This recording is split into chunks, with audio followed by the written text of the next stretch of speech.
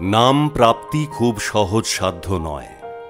কুশাগ্র দিয়ে সমুদ্র সেচনের মতো ধৈর্য, সহিষ্ণুতা, অধ্যাবসায় ও অভ্যাসের প্রয়োজন। যিনি তা পারেন তিনি অভাব ত্যাগ করে স্বভাবে যান, দক্ষযজ্ঞ বর্জন করে স্বরূপে প্রতিষ্ঠিত হন।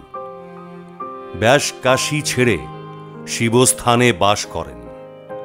কোনো দরকার না থাকা রূপ পরবৈরাগ্য লাভ করে কেবল হন জ্রাহ নিশা সর্বভূতানাম, যেখানে জেগে তিনি হন স্বয়ং জ্যোতি।